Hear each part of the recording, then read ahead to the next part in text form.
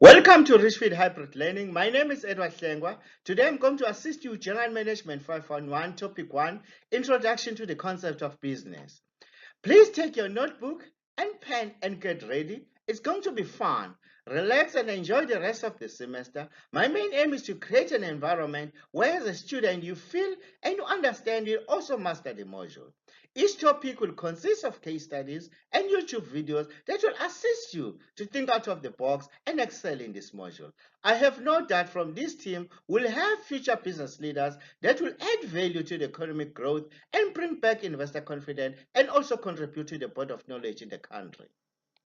The module aims and the outlines. The purpose of the module is to provide students with knowledge, competence, and skills related to general management principles. In particular, the aim is to enable students to understand the management functions of planning, organizing, leading, and controlling, thus preparing them to be employable managers, workers, or entrepreneurs, or contributors to the society and the business community. The module details. This particular module is pitched at NQF level 5 and there are 15 credits and it can be offered either contact or distance mode. Method of study. Students are advised to use various sources of material to prepare well for the assignments, tests, and exams. The following sources of material can be used. Firstly, prescribed and recommended textbook. Secondly, e-learning materials such as Springer and Emerald. Thirdly, the journal articles. All the sources of materials I've mentioned equip students with the latest information that will assist them to do well in their studies. The prescribed and the recommended material. The prescribed textbooks for this particular module is an introduction to business management by Erasmus PJ. It's 11th edition. The e-learning material that the student they can use is Springer, Emerald, eBooks, and ResearchGate. Module learning outcomes. At the end of this module, students are expected to have a theoretical and a practical knowledge of the following main concepts and be able to apply them in the business world. Firstly, explain the role of business in the society, that it creates jobs, it boosts the economy, and it provides goods and services to the community. Secondly, examine the internal and external factors that have a direct or indirect impact on the business. Thirdly, expand on the management functions such as planning, organizing, leading, and controlling.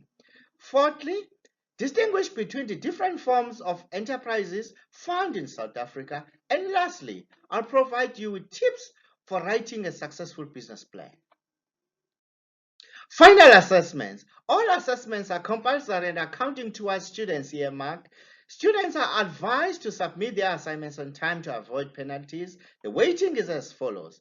Both CHS1 and CHS2 contribute 30% of the final mark, and the assignment counts 10%, and then the exam counts 60%. Altogether, it's 100%. Ladies and gentlemen, let us now move swiftly forward to the learning outcomes for topic 1. After studying this topic, students should be able to explain the role of the business in the society, that it creates jobs, boosts the economy, and provides goods and services to the community. Then we'll explain the main economic system, like your market economy, socialism, and communism. And then we'll discuss the Maslow hierarchy of needs. We are now going to examine the role of business in the society. Firstly, business helps to create jobs for the economy of South Africa to grow well. South Africa's unemployment rate hit a new record high of 34.9% in 2021.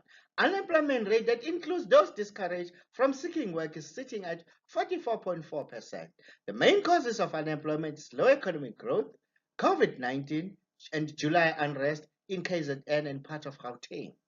That is why our government is trying to create a conducive and a stable environment in order to attract investors, especially the foreign investors, to invest in the country for the economy to grow. Secondly, businesses plays a major role in boosting the economy of the country. For an example, if Shoprite opens a store at Folweni Township south of Durban, it's going to employ plus or minus 100 employees. All of these employees are going to support all sectors of the economy, like the financial sector, the retail sector, and the car manufacturing sector.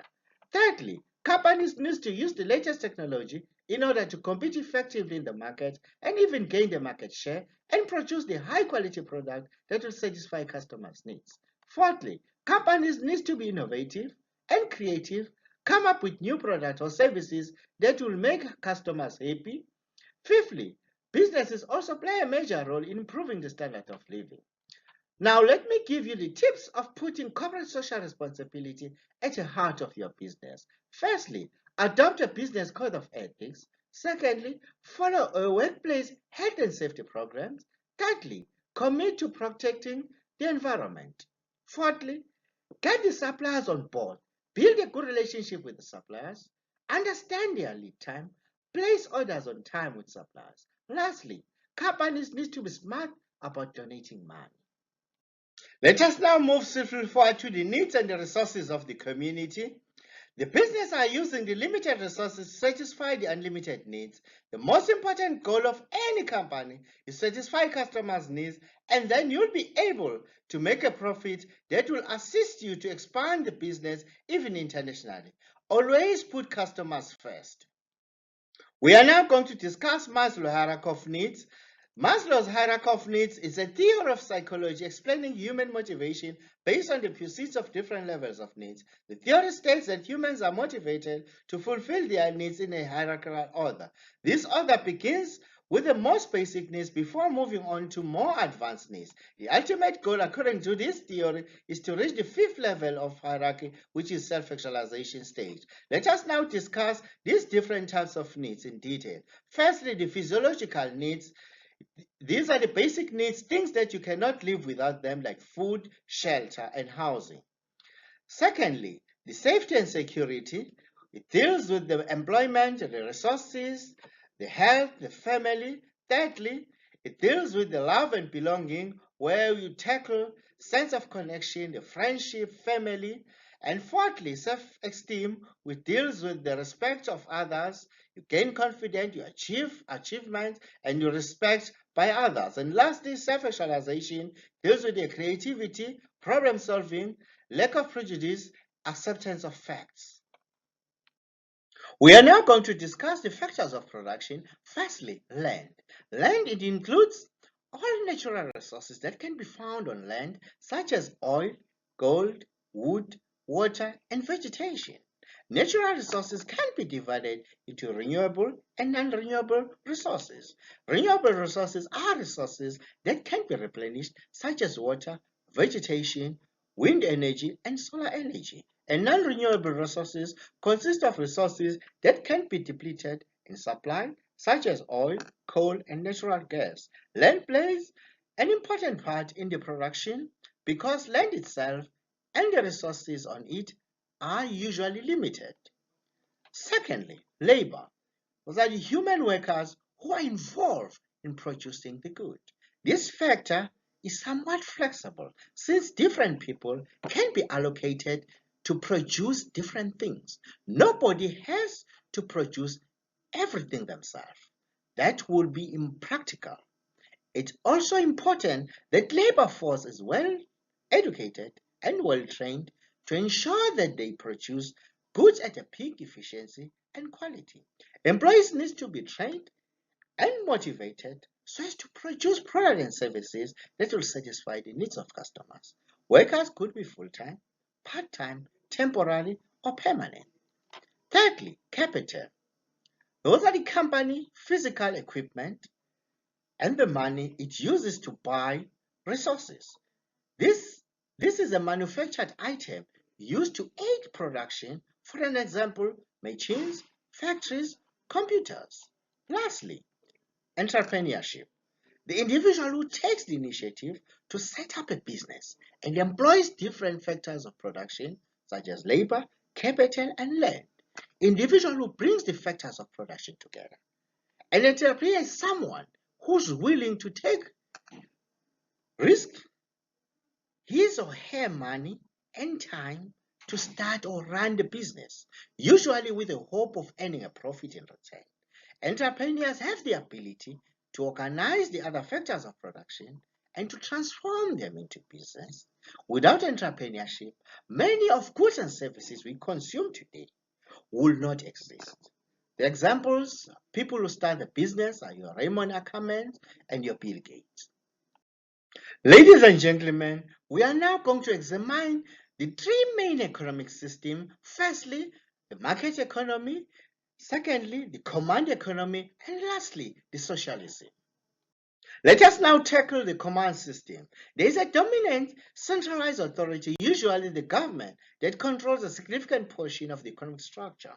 Also known as the plan system, the command economic system is common in communist societies since production decisions are the perceived of the government. Countries that are using the command system, your North Korea, your Libya, your Cuba. The characteristics of a command economy. The government creates a central economic plan. The government allocates all resources according to the central plan. The central plan sets the priorities for the production of goods and services. The government owns the monopoly businesses. Government controls of the prices and the salaries. There's no competition exists. Unions are controlled by the state. We are now going to tackle the market economic system. It is based on the concept of free market. In other words, there is very little government interference. The market economy is one in which price and production is controlled by the buyers and sellers, freely conducting business. An example of a market economy is the United States economy, where the investment and production decisions are based on the supply and demand. The government exercises little control over resources, does not interfere with the important segments of the economy. Instead, regulation comes from the people and the relationship between supply and demand. Let us now scrutinize the characteristics of the market economy. Firstly, private ownership.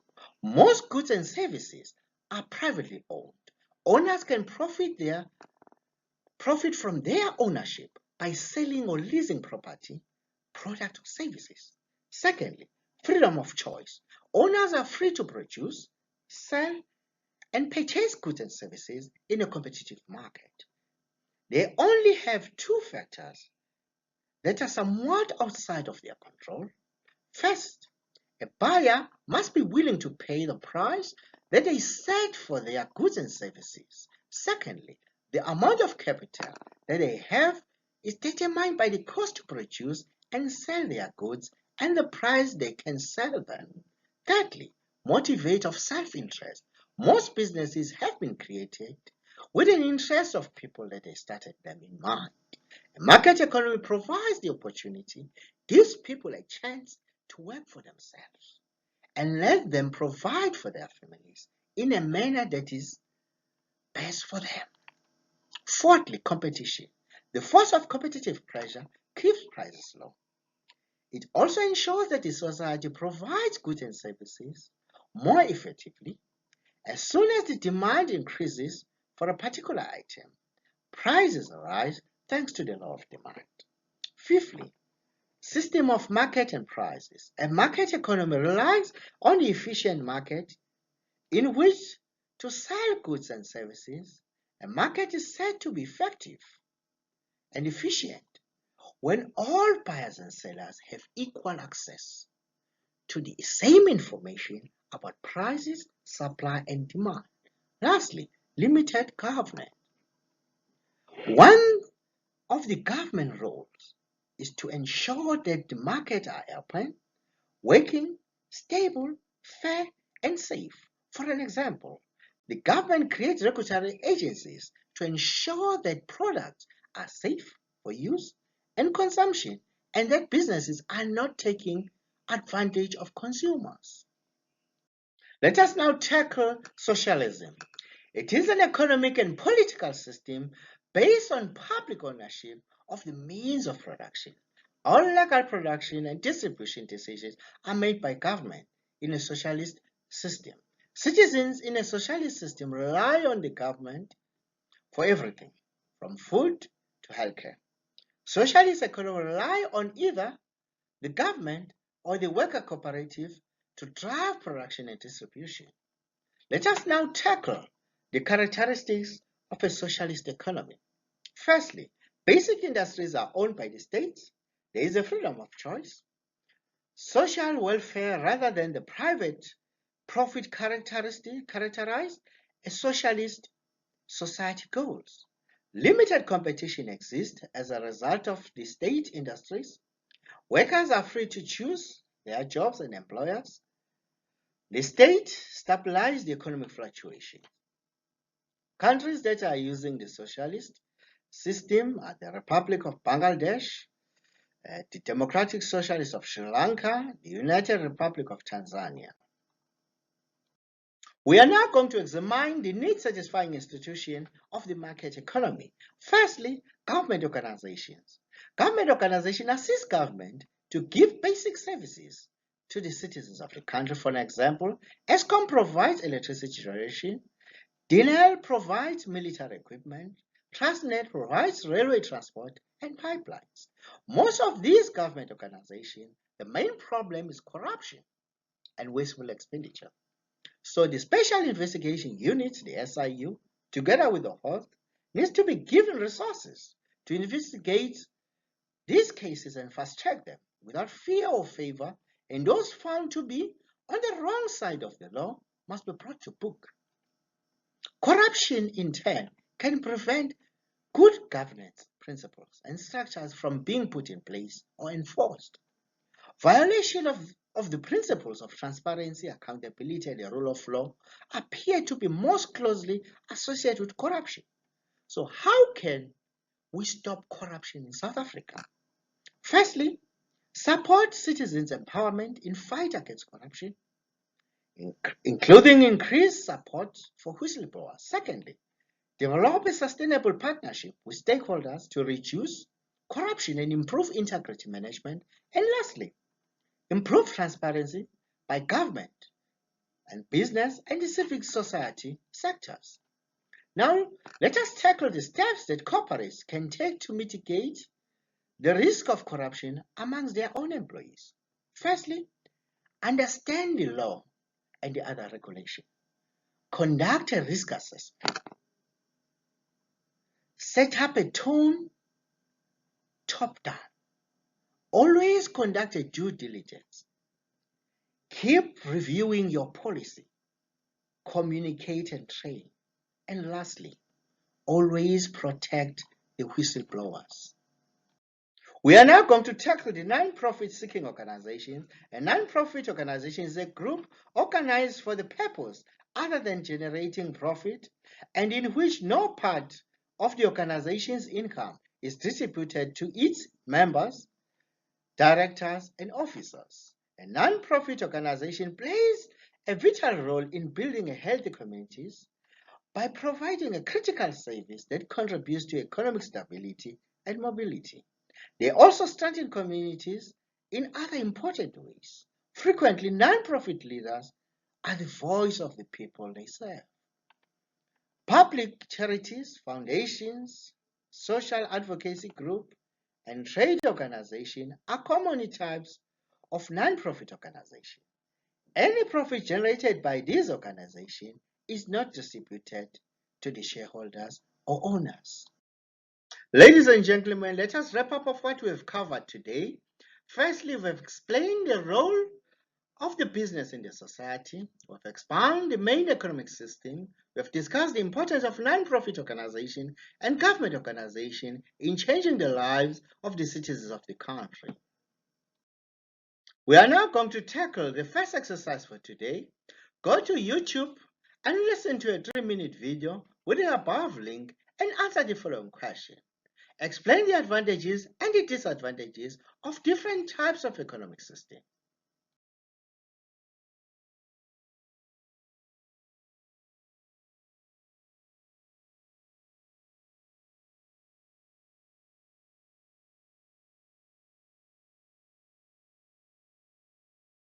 Ladies and gentlemen, let us now move swiftly forward to exercise 2, the case study. South Africa's railway on the brink of total collapse. You need to read and understand this particular case study. Highlight the most important thing in the case study that will assist you to answer the following question. The first question, you need to explain the role of Passenger Railway Agency of South Africa, PRASA, in the society. And second, in your opinion, how can PRASA turn the business around to be more competitive? Concluding memorable quotes for today by Abdul Kalam. Life and time are the world's best teachers. Life teaches us to make good use of time, and time teaches us the value of life. I thank you.